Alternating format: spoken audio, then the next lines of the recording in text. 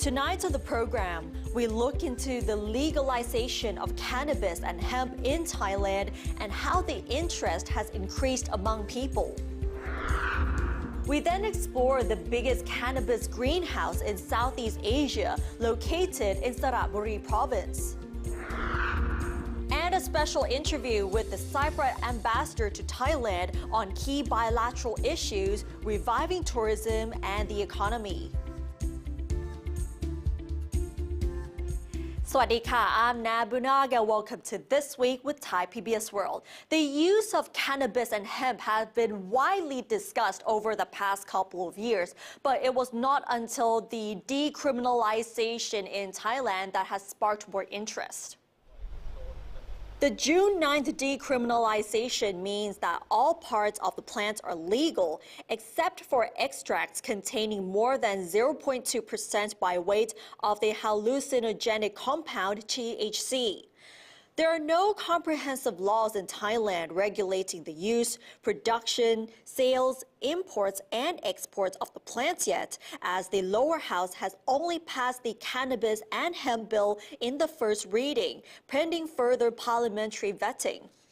To fill that void, some ministerial regulations have been issued to curb misuse. For instance, cannabis has now been declared to be a controlled herb, which means that possession and use by those under 20 years old, as well as pregnant and breastfeeding women, is barred. Smoking the plant in public is also banned. All schools and some universities have been declared cannabis-free zones. Not only the students, but the staff are also barred from using the substances. Although the government's main aim in liberalizing cannabis is for medical and economic purposes, recreational use is not banned outright, but is discouraged. This has led to a boom in cultivation, sales, and use of the plants, with almost 1 million people successfully registering to cultivate them and several shops opening up selling dried weed, smoking tools, and food and drinks containing cannabis on the menu. The increasing interest has also sparked concerns over use among youngsters, as there have been reports of some being taken to hospital after cannabis consumption. However, Thailand's Medical Service Department has offered advice on how to identify the undesirable symptoms which may be caused by cannabis or its extracts. It also includes symptoms associated with the nervous system, such as dizziness, incoherent speech, confusion, spasms, hallucinations, and unsteadiness. Apart from this, it also includes symptoms associated with the digestive system, include nausea, vomiting, stomach ache, and a dry mouth, as well as symptoms associated with the respiratory system, such as coughing and labored breathing. So what are the benefits and dangers of using cannabis? On the positive side, cannabis can help treat or at least improve the quality of life for patients with terminal illnesses such as cancer. It can also help you relax, improve your sleep, and increase your appetite. But on the other hand, if you overuse it, it will affect your memory, your cognitive abilities, and it can also put your life at risk, especially if you already have heart-related problems.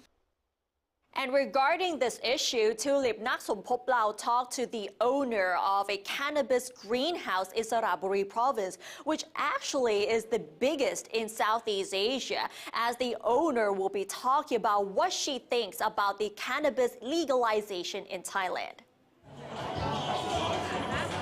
Thailand is not the first country to legalize the cultivation and sale of cannabis and hemp for recreational use, but it requires well-planned approach and preparation to ensure people's safety. To commercialize the crops, the seller needs to have the proper training and know-how to deliver the consumer the real benefit and to minimize harm. Bunarin, the owner of biggest greenhouse hemp farm in Southeast Asia, said that she spent 3 years on research and finally got her license to grow a year ago. She is now in the middle of her first harvest. เราต้องแยกก่อนระหว่างกัญชงกับกัญชาเราต้องแยกกันระหว่าง CBD กับ THC วันนี้เรามองว่า2 อย่างเหมารวมคือที่ใช้แล้วมีปัญหาในเรื่องของจิต กระทบกระเทือนกับสมอง หรือว่าการควบคุมตัวเองคือ THC ต้องมีการควบคุมเข้มข้น Unarin said she uses an imported strain as it contains a higher level of cannabidiol or CBD and much less tetrahydrocannabinol or THC than Thai strains. The local hemp strain has been used for making fabrics for decades, while local cannabis, which is widely known as Thai stick, contains too high a level of THC. Thailand Food and Drug Administration allow cannabis with a THC content not exceeding 0.2% by weight, a level which Unarin said in no way makes people high. She believes that legalizing the crops is the right thing for Thailand. However, the public, especially people who put cannabis in food, drink, or beauty products they sell, need to be more aware of its contents. ก็ถ้าถามว่าพร้อมไม่พร้อมตอนนี้ก็ประกาศไปแล้ว วันนี้ก็เลยจะต้องควรจะเป็นเรื่องของการให้ความรู้มากๆว่าอะไรใช้ได้อะไรใช้ไม่ได้อะไรควรใช้อะไรไม่ควรใช้มันวันนี้สังคมต้องรู้ข้อแตกต่างระหว่าง THC แล้วก็ CBD ที่มันมีอยู่ในกัญชงและกัญชาเมื่อวันนี้มันออกมาเป็นแบบนี้แล้วสังคมต้องให้ความรู้ไม่ใช่แค่ห้ามเพราะถ้าห้ามมันก็จะผลักคนจากที่สว่างเข้าสู่ที่มืดอีกรอบว่าสกัด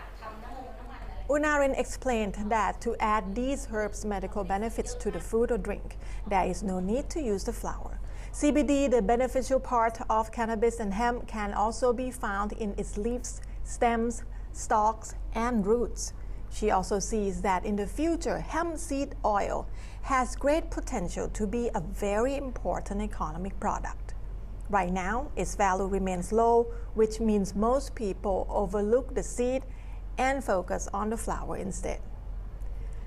The cannabis flower, which was only legalized on June 9th, usually contains a high level of THC, and Unarin suggests not just using this part unless recommended and supervised by a medical professional.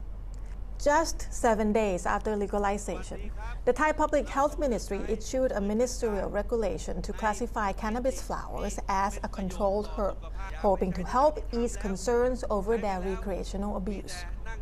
Another thing the government needs to look at is pardoning people who have been growing cannabis for medical research before it was legalized. Unarin said it is like an amnesty, indicating what they have been doing so far was not wrong. And hopefully, those who have been doing research on cannabis and hemp use will help educate the public on how to use the crops appropriately. Another challenge Thailand might face soon is how to regulate cannabis tourism. How will the country distinguish between those who come to Thailand for medical treatment and those who come for recreational aspect? And should Thailand be clearer about zoning and control of use? ข่าวมันอาจจะบอกไปว่าประเทศไทยเสรีแต่ในความจริงเราไม่ได้เสรีแบบนั้นการที่ทำอยู่ตอนนี้เนื่องจากว่ามันเป็นช่วงเวลาสั้นๆหรือคำว่ามันเป็นเวลาสั้นๆที่อาจจะยังมีการควบคุมที่ไม่ถึงแต่มาตรการจะมากขึ้นทุกวันTulip Naksompoplao reporting for Thai PBS World.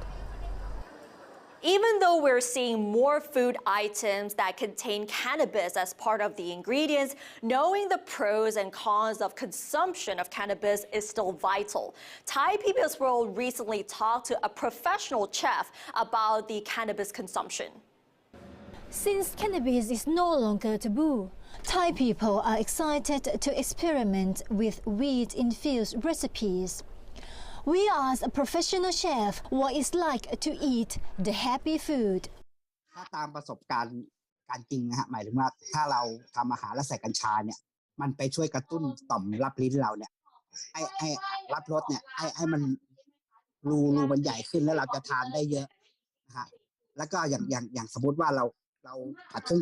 งแกงเนี้ยถ้าเราใส่เครื่องแกงไปเยอะถ้าเรามีผสมกัญชาเข้าไปด้วยเนี่ยมันก็จะช่วยลดคือเรื่องรสชาติของเผ็ดจัดเนี่ยแต่สไปซี่เนี่ยมันก็จะดาวลงมามันจะอร่อยขึ้นใช่ไหมครับมันจะอร่อยขึ้นครับ When it comes to cannabis consumption, there are both benefits and risks to consider. It's important that consumers are fully aware of those factors. Normally, one cannot get high from eating raw cannabis leaves. It's recommended not to consume more than 5 leaves a day, but when the cannabis is cooked, the heat activates the compounds. Then, those chemical substances will have physical and psychoactive effects, especially when overused. Many may have questioned what exactly the benefits are and whether they can become addicted to edibles. กัญชาเนี่ยที่ผมสังเกตดูก็คือมันไม่ค่อยมีผลต่อร่างกายครับสักเท่าไหร่ฮะแต่ว่าถ้าถามว่าติดเนี่ยถ้าเราผสมอาหารเนี่ยจริงๆเราไม่ได้ผสมเพียว 100% เนี่ยฮะอย่างอาหารจานหนึ่งกัญชาก็เป็นแค่ผมว่าประมาณสัก 10% ในอาหารจานนั้นคงไม่ติดนะฮะแต่ถ้าเกิดว่าเรากินอาหารที่ผสมกัญชาส่วนหนึ่งที่ช่วยได้หนึ่งเรื่องของการปรับสมดุลของอารมณ์ฮะแต่ถ้าได้ยังกินบราวนี่คุกกี้กับกาแฟสักแก้วหนึ่งนะฮะมันสารน้ำมันหอมเหลวกัญชาเนี่ยก็ไปช่วยในการเรื่องของปรับสมดุลแต่ถ้าเรารับประทานไม่เยอะประมาณสัก45นาทีหรือว่า30นาทีพอฤทธิ์มันดาวลงเราก็จะมีความรู้สึกว่าเหมือนเราได้พักผ่อนได้พักสมองนะฮะ Some food businesses honestly display the amount of cannabis that is being used as an addictive, whereas others won't tell. So, how are consumers to know whether the food they are eating contains cannabis or hemp ingredients? ถ้าเราแบบไม่เคยสัมผัสกัญชาเลยแต่ถ้าเราทานกันไปแล้วมีอาการแบบซึมนะซึมง่วงหรือว่าแบบคอแห้งอะไรอย่างเงี้ยนี่คืออาการเบื้องต้นเลยซึ่งเราสัมผัสได้แต่ถ้าเกิดว่าเราเสพมากเข้าไปเนี่ยมันก็จะเป็นเหมือนกับแขนขาแบบเราเหมือนจะคอนโทรลตัวเองไม่ได้อะไรแต่ว่าอย่างถ้าเกิดว่าเมากัญชาจะซอฟลงมาเรื่องของอารมณ์ Although the cannabis trade and personal use has been legalized, all products must contain less than 0.2% THC, the chemical that makes consumers high. อันนี้อย่างที่เนี่ยนั่นคือสาเหตุก็คืออย่างที่ผมบอกคุณอาจตามต้นหน่อยถูกไหมถ้าเราใช้กัญชาผสมอาหารในปริมาณที่ไม่มากไปมันก็ไม่เป็นโทษนะแต่บางคนเนี่ยคือผมเข้าใจว่ามันเป็นอะไรที่ใหม่พอเห็นกัญชาขึ้นมาก็อยากจะไปลองแต่ว่าโดยที่ผ่านมาไม่รู้ว่ากัญชาคืออะไรแต่ถ้าเด็กต่างจาก18เนี่ยไปทานเนี่ยโดยร่างกายแล้วเนี่ยบางทีพอโดนเข้าไปแล้วแบบไม่สามารถที่จะคอนโทรลตัวเองได้นะบางคนก็ถึงขั้นแพ้ก็มีนี่คือสำคัญนะข้อนี้ก็คือต้องชัดเจนอย่างถ้าใครจะเอาไปเข้าวงการอาหารเนี่ยอย่างคุณผัดกะเพราเนี่ยคุณใช้กี่ใบนะฮะแต่ถ้าไปทำขนมเนี่ยคุณใช้อย่างคุกกี้1ก้อนคุณใช้กี่มิลลิกรัมมันต้องควบคุมครับเรื่องของเด็กที่จะไปซื้อเองเรื่องของผู้จำหน่ายเองจะต้องชัดเจนเรื่องนี้ฮะRecently, the Thai Medical Science Department has developed a THC test kit called Taste Gun, which can test whether the amount of THC in cannabis oil and other extracts exceeds the legal limits of 0.2% in just 15 minutes. And having too much of it is never good for you. And now let's have a look at the other stories in our weekly roundup. The wearing of face masks outdoors and in public places is no longer mandatory, and people are free to choose whether to wear one, according to an announcement published in the Royal Gazette yesterday. The relaxation is aligned with the improvement in the COVID-19 situation. The Ministry of Public Health, however, recommends that people consider the benefits of wearing them, which can reduce the risk of contracting the disease when they are in a crowded venue where air circulation is poor or where social distancing is not possible. More than 100 people took refuge at a local youth center in Bangkok after about 30 houses in Bongai community were burned down or heavily damaged in a 2-hour blaze on Tuesday. 12 people were sent to hospital to be treated for the effects of smoke. Support and repair payments will be issued to those injured or have lost property, according to Bangkok Governor Chacha Sithipan and the Department of Public Disaster Prevention and Mitigation. The 32nd Global Summit of Women, which is the annual international business and economic forum for female leaders, is being held in Thailand this week, with over 650 participants from 52 countries taking part. The president of the summit said that women play a huge role in the global economy, with women's economic output contributing up to 40% of the global GDP during the pre-pandemic period. And if women are given equal access to economic activities and opportunities, the global GDP could, however, increase up to $28 trillion in 2025. And now it's time for our exclusive interviews. In this episode of The Ambassador, Untitled Chapter talked to the Cyprus ambassador to Thailand about key bilateral issues, including the revival of the tourism industry, as well as the overall post-pandemic economy.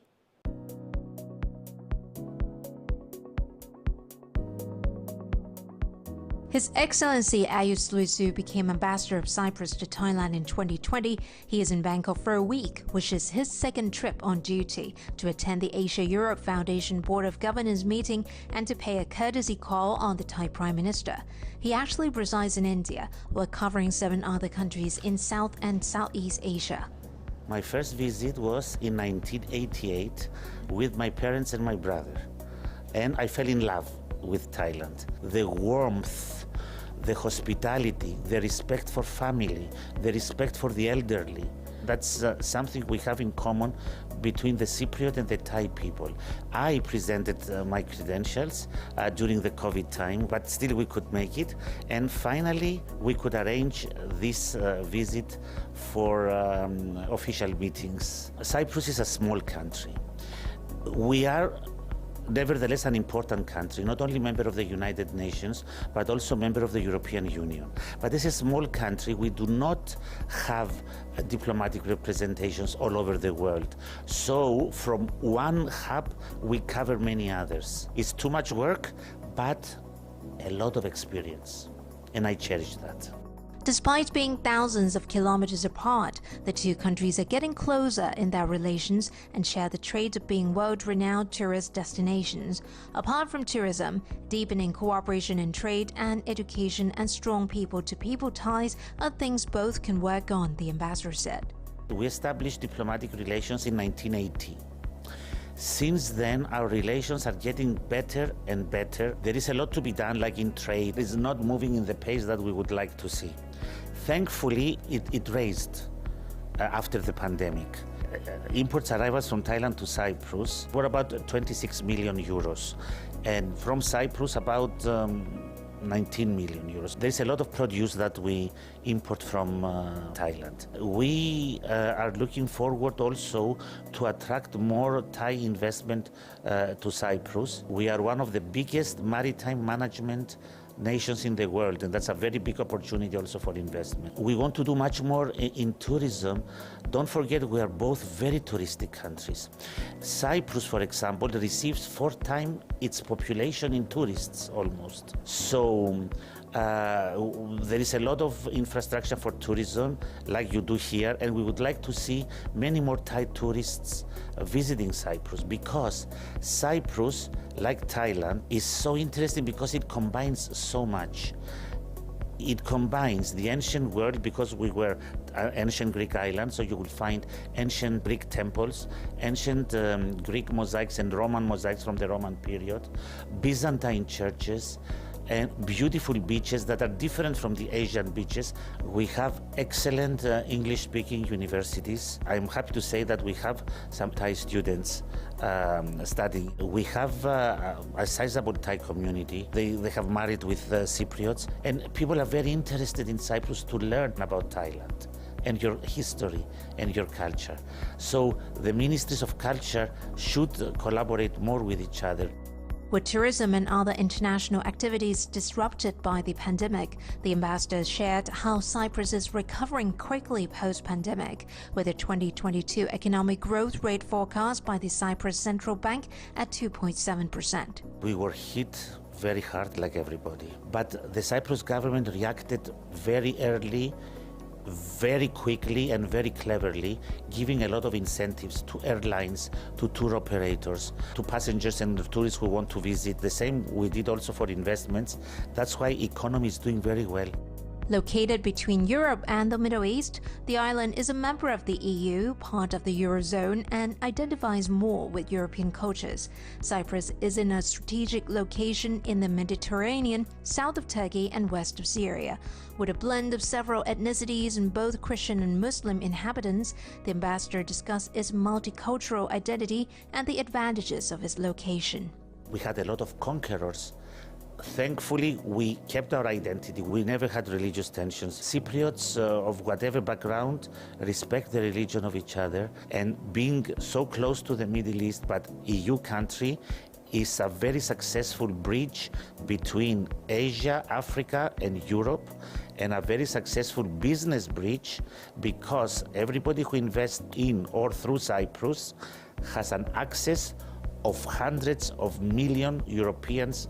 in the big EU market. And we have also a very big percentage of foreigners retiring in Cyprus. The quality of life is very high. Hatay Teshakit Hiranan reporting for Thai PBS World.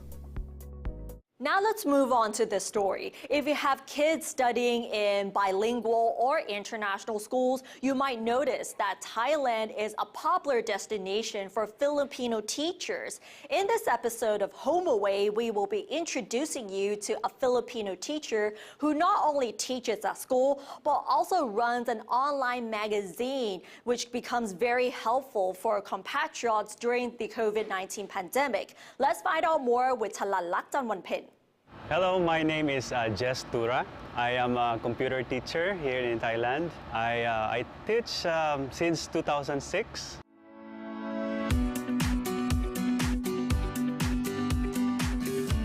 Apart from being attractive to Western expats, Thailand is also a popular destination for fellow Southeast Asian workers as well. Jess Tura decided to move to Thailand following in the footsteps of his sister, who had moved and become a teacher here ahead of him. Let me try it. That time I don't have any idea about Thailand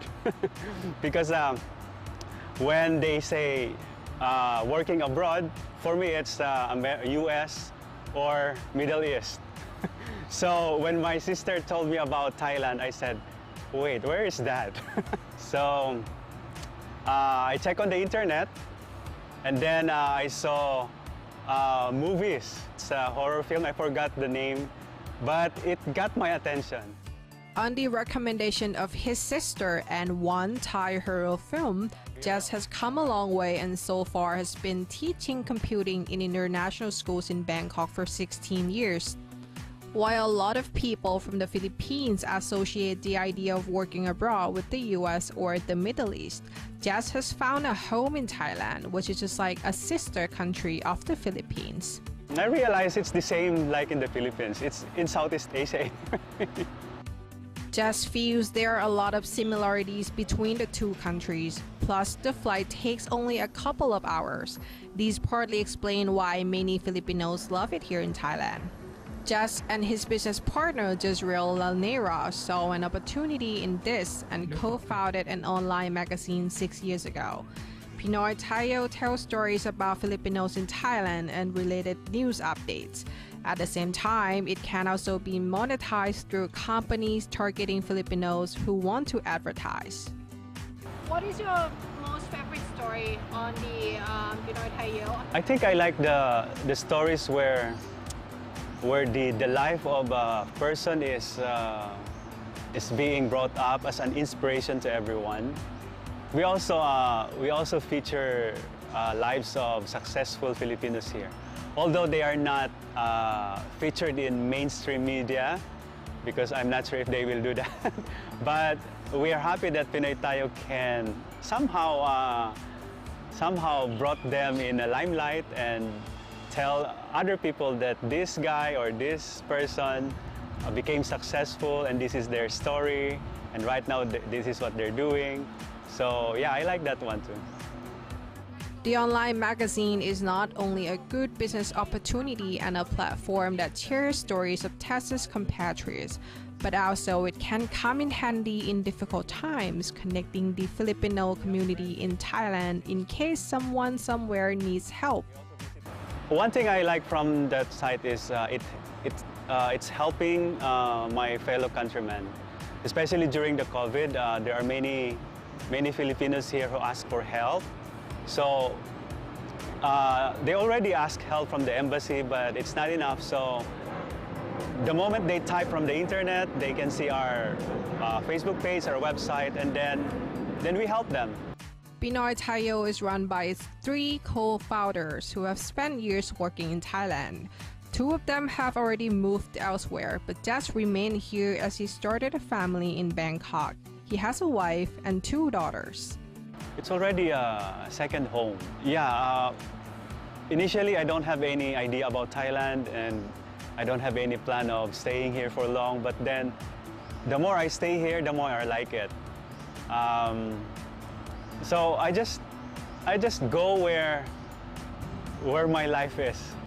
Chalan Lakjan Wanpen, Thai PBS World. And right now, Gitipat Chisukjit is ready to take you out of the digital world into the early ages of Thailand's broadcasting industry in this museum. Let's check it out.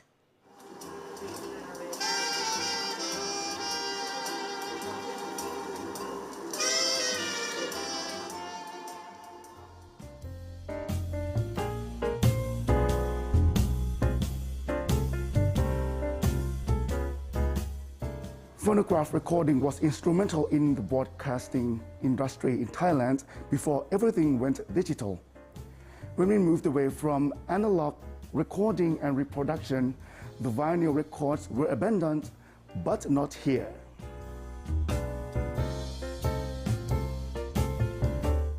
The Broadcasting Museum and Archive at the government's Public Relations Department, known to its friends as the PRD, holds probably the largest collection of phonograph records in Thailand.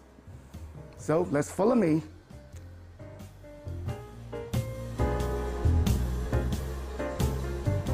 With a long history of broadcasting and public relations in Thailand's early eras, the Museum and Archive of the Public Relations Department were established with the aim to conserve broadcasting and public relations equipment and devices. The museum was officially opened to the public in May 2000, which was the 67th anniversary of the department. Today, the museum provides academic services and tells the story of Thailand's broadcasting history and the progression of the Public Relations Department. The highlight of this museum are the phonographic records, including shellac and vinyl discs. During and after World War II, when shellac supplies were extremely limited, some records were pressed in vinyl instead. Then, vinyl discs became more common. Thai's first ever song to be recorded on shellac disc was Lin Lak Ratum, sung by the Lady Somjin, who had been selected to record and release the shellac during the reign of King Rama V. More than 10,000 shellac records are kept in the museum, including Thai songs, international songs, and the country's historic broadcasts. You can also listen to the digitized versions of these recordings. ถ้ามาที่พิพิธภัณฑ์นี้ก็จะได้เห็นว่าหน้าตาแผ่นแบบคลั่งหน้าตาแบบไหนแล้วเครื่องมือที่เปิดแผ่นแบบคลั่งคือเครื่องมือแบบไหนแล้วหลังจากนั้นก็ทดลองเปิดฟังแต่การเปิดฟังเนี่ยเราต้องเปิดจากไฟล์ที่เป็นคอมพิวเตอร์แล้วที่เราเปลี่ยนลงไปแล้ว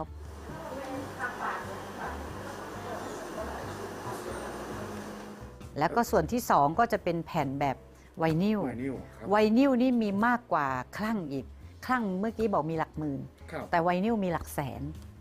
ไม่ได้อยู่ตรงนี้ทั้งหมดใช่ไหมครับไม่ได้อยู่ตรงนี้ทั้งหมดแต่ว่าอยู่ที่กรุงเทพมหานครเนี่ยหลักแสนแล้วแต่ว่าเรามีที่จัดเก็บแต่ว่าอยู่ในพิพิธภัณฑ์นี้ยังไม่ครบหลักแสน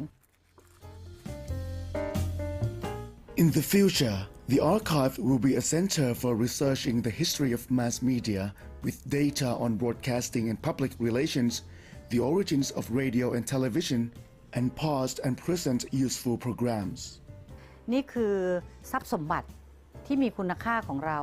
ไม่ได้มีคุณค่าเป็นตัวเงินว่าเราจะไปขายแล้วได้สตังค์นะคะไม่ใช่แต่เป็นคุณค่าก็คือว่าเสียงภ เพลงที่เราอยู่ในแผ่นเนี้ยถ้าเราไม่เก็บรักษาไว้สมมติว่ามันเสียมันเปิดไม่ได้แล้วไม่มีเครื่องหรือว่าตัวแผ่นถูกทำลายหักหายแตกหักไปเนี่ย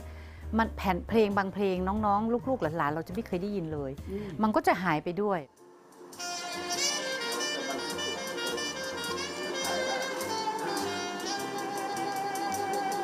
ถ้าคนรุ่นใหม่มาที่นี่แน่นอนแหละสิ่งที่คนรุ่นใหม่ไม่เคยเห็นเลยจะต้องมาเห็นที่นี่แล้วก็จะได้เข้าใจแล้วก็ยังเห็นว่ามันยังใช้งานได้อยู่เพียงแต่ว่ามันหมดยุคหมดสมัยไปแล้วเพราะฉะนั้นเราจะเก็บรักษาไว้เป็นอย่างดีพร้อมกับคำอธิบาย One can explore and listen to old-style Thai music at the museum every weekday from 10 a.m. to 3 p.m. at the Government Public Relations Department, Bangkok. Kittipat Chernsukjit reporting for Thai PBS World.